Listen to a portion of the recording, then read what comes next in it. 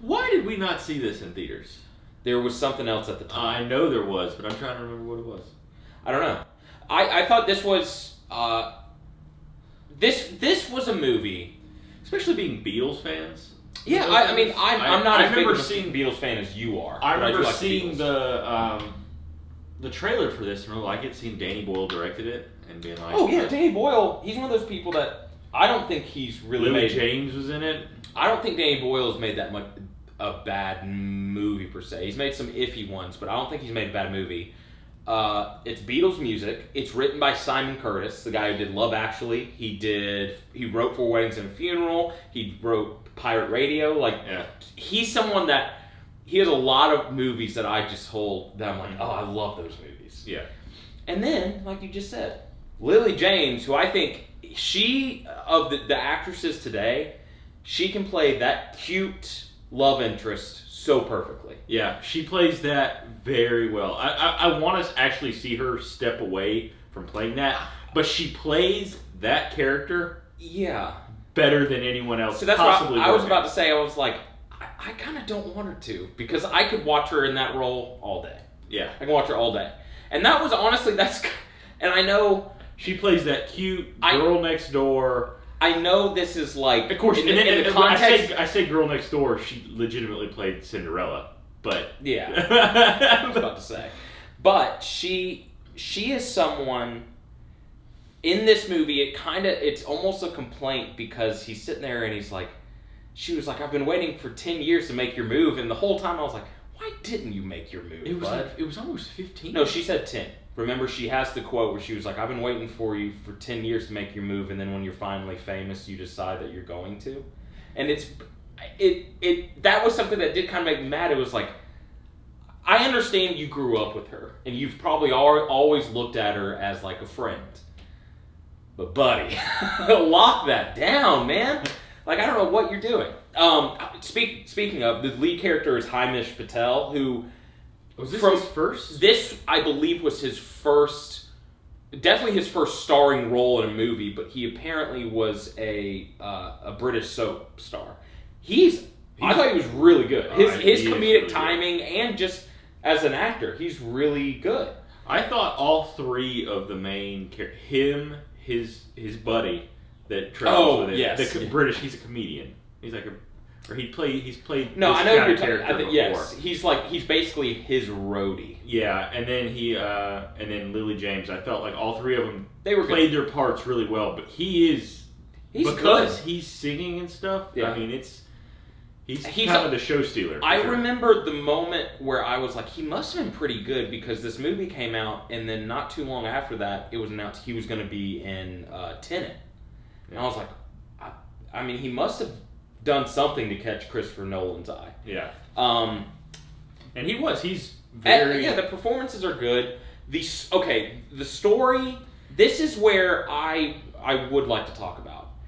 The story, for me, had legs. Like, it had something there. I mean, the dialogue is perfectly fine. Dialogue's quick, it's snappy, like, it's funny. They didn't know... I'm not even talking about ending it. What I started... Because they clearly didn't... They had this idea. It's never fully explained. That was really... I wanted them... Because it's not just the Beatles. Because when I started watching it and you realize that... First it's the Beatles, and then there's Coca-Cola, and then there's cigarettes. But there's also, like, the band Oasis. And they make the joke, they're like, well, that figures, because a lot of Oasis stuff sounds like the Beatles. Heavily influenced. Like, so there's certain things, like, you understand, and it, like...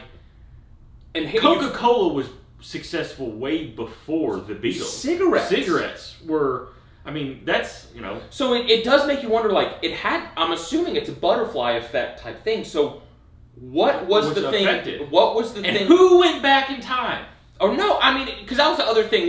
We need an origin movie. From the preview, it looks like he gets hit by a bus, and then the whole world is affected. And they bring elements to the story that I actually really liked, like the idea that there are two other people in the world two other people that you know of that keep showing up to concerts, because they apparently are aware of the Beatles existing. Yeah. And that was actually... something that I kind of liked was that they weren't trying to expose him. And you think that because it's really starting to get to him.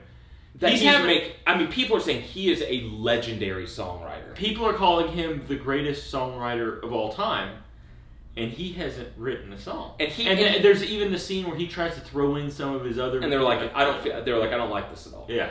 But they were like, it was called the Summer Song or something. They were like, Kate McKinnon was good in her role. I've always found her really funny, but she's. I don't know. I could have taken her. Taking her, leaving it. I thought she was fine as the asshole kind of. I'm not talking about her in general. I'm just talking about her in this role. I don't know if it was the way the role was written. Well, it's because you strongly dislike the character. Well, yeah, but like even when she's supposed to be, I guess, trying to be funny, like I just didn't find it funny. See, I never thought it was supposed to be funny only in the sense that she was just a complete asshole. And even then, I would. But then at that point, it's like, why did he feel like he needed to lash onto her? Like had to have been. That is true. People. We made that comment. Like, why didn't he go the Ed Sheeran route? Ed Sheeran's fine in this movie too. Yeah. Speaking of, but why didn't he go the Ed Sheeran route? And the introduction of Ed Sheeran showing up to his house that was funny.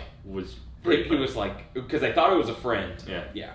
No, but what you were saying was that you thought they were going to go down that route of these two people trying to expose him as like kind of a fraud, when they were just happy to hear the Beatles. Yeah, because they were like, no one else seems to know, and they were like, we're not musicians. Yeah, but they were so happy, and that was something that was really kind of endearing that I really liked. But they also hinted at the fact, there are other things missing. Do they? I mean, he said, he goes Coca-Cola, and then the other big one was at the end where he references Harry Potter, and they don't get it, and he's like, really? Well, it makes you think he's going to go down that rabbit hole. No, but then it goes. It would defeat the purpose of what just happened throughout the movie. He learned the lesson of like, I can't. And that was something I liked too, was that he decided to make all this music free because he was like, this isn't my music, but y'all should still know about this music. Yeah. And that was part of it too. Like it goes into the reminder for me of, man, the Beatles they're fucking awesome. Yeah. It's song after song, and you're like, these guys had like a 7-year run. And literally. That's it. No, that's what I'm saying. They broke up. The band broke up. Before they were 30. It wasn't like they fell off. It was like they all broke up before they were. It was like hit after hit after hit after hit of genre-defining music. And then they started as a pop band, and then they became like a psychedelic kind of band. It was like pop, a little rock, and then went into the psychedelics, and then came out of it rock and roll, kind of as we know it today. And then they all before they were 30. Before any of them. That's what's nuts. Before any of them were 30, they broke up, and that was it. And then I mean, John and Paul continued to be known as some of the greatest songwriters ever on their own. And I think that's part of it. That's the reason they were able to crank it out, was because they had two of the best songwriters to ever live together. Yeah, I agree. And that was something that was a reminder in this movie. It was like, man, it's awesome. Which I could see criticism coming from, because the movie at its core does feel like, man, this is like a it's basically just them praising the Beatles so much. Yeah. Which, I mean, the Beatles, like I said, they're awesome, but I could see if someone's not a big fan of the Beatles not liking the movie, because that's what the movie is. Like, I think I read where like a good bit of the budget was paying for the rights for all these Beatles songs, which, I mean, it's an integral part of the story, so you need it. And I mean, no matter how you feel about the Beatles, you can't argue the influence. their place in music history. Yeah, and like we said, because of where they start. I mean, you made the comparison. It'd be like if one of the boy bands from like the 90s. Yeah, it's like Backstreet Boys, or if it turned out they were all writing their own music, but then like their next album, they all of a sudden made like a psychedelic album. Man. But they were also honestly, the only person that's semi close to doing it now, to spanning genres like that, is Kanye West. Yeah, you're damn right. I love Kanye. Which, And to be fair, if you want to talk about that comparison, just quick side note, Paul McCartney, he did a song with Kanye, and he was quoted as saying, working with Kanye in the studio was the closest I've ever come to working with John. Yeah. He goes, it was very similar. Well, I mean, that again, and we're not trying to get into the Beatles, but that's in terms of how influential they were in music and how they, unlike Kanye, where he's dabbled his foots in different sounds and different, they literally popularized different genres of music. Yeah. It was poppy, kind of like, there was other stuff poppy at the time, so they moved in a little bit different direction. No, it's impressive what they did.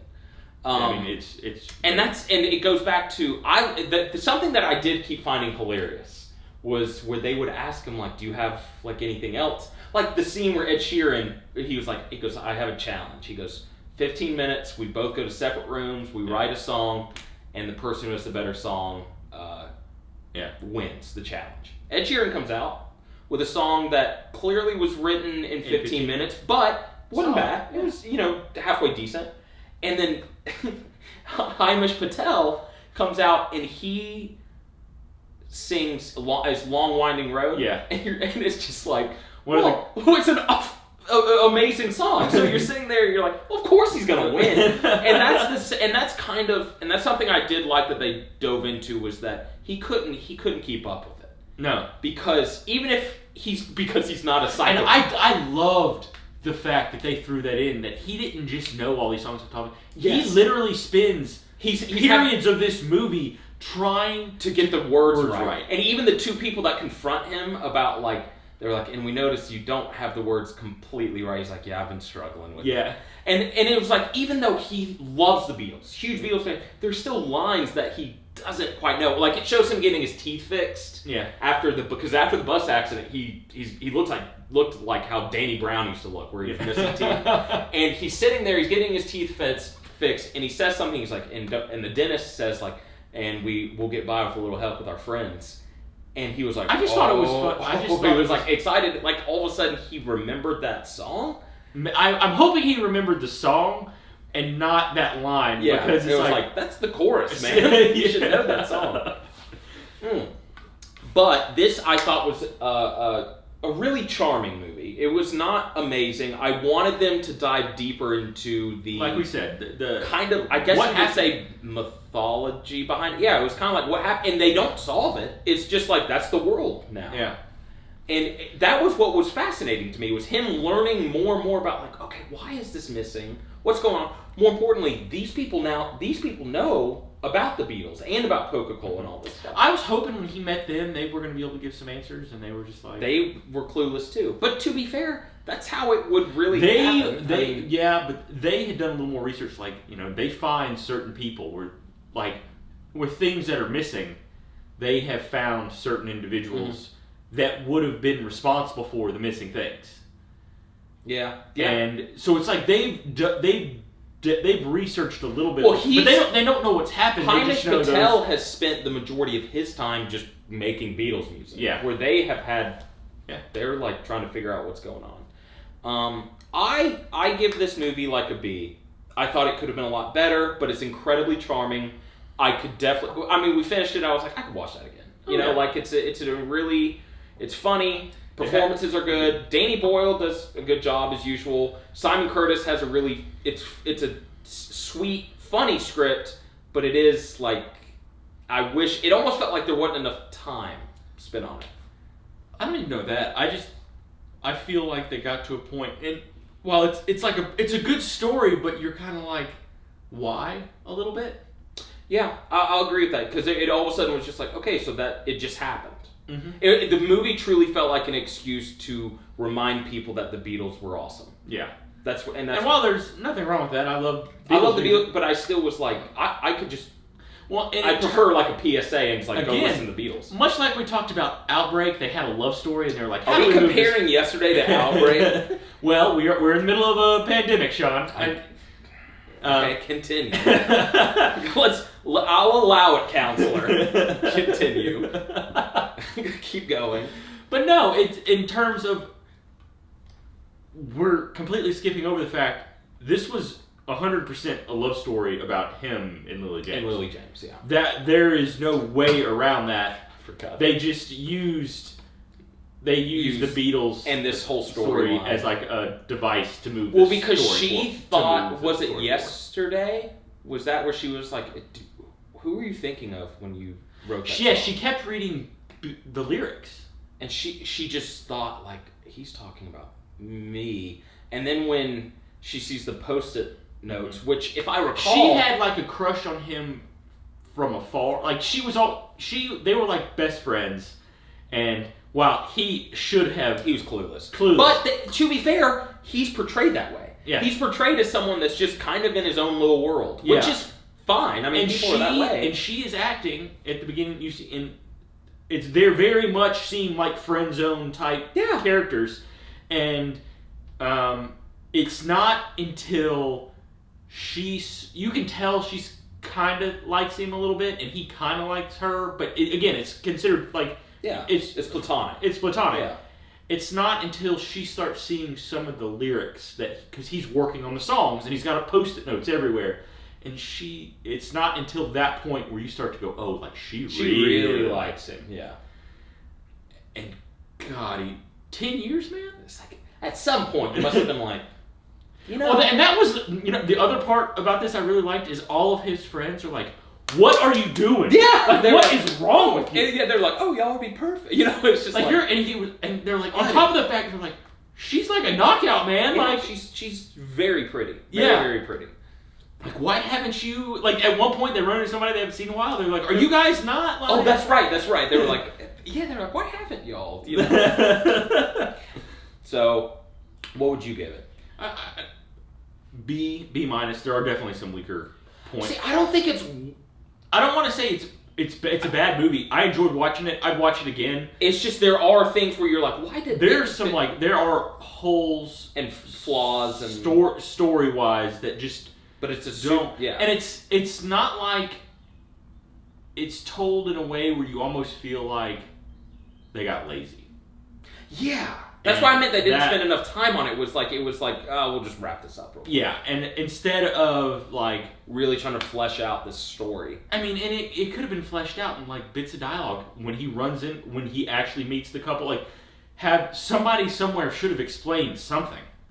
And it just doesn't. Yeah. Which, I mean, I will say, it was kind of nice the way it did end, that it was something that just happened, because a part of me thinks, through the whole thing, I kept thinking like, he's gonna wake up. He's like, this is all.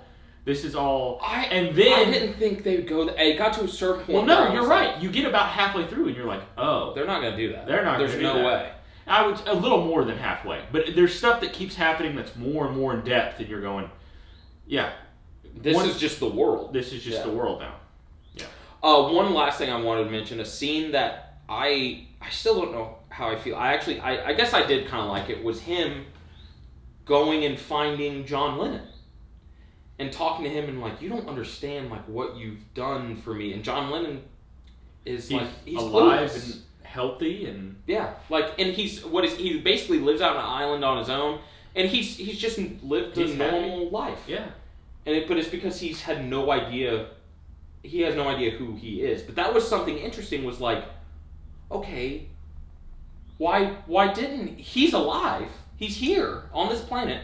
What, in the course of history, what happened to where he's not? And anybody that knows anything about the Beatles, they were all heavily involved with music from young ages. Very young even ages. Before they got together, they were like obsessed with music young. So you sit there and you're like, what happened there? Yeah. Why is he alive?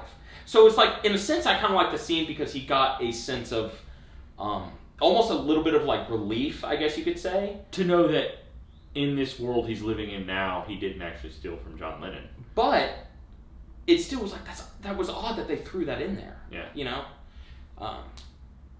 But yeah, I think I would say that's about everything I would want to mention about the movie. Pretty good performances, charming story, but definitely has its flaws. I would definitely say while you're stuck at home, watch it. Well, yeah. Yeah, it is really good, especially if you do like Beatles music at all. Yeah. If you don't like Beatles music, I would say maybe not watch it. Yeah. Because that's all the movie is. So, that was our take on yesterday. And we will catch you next time. So, stay healthy.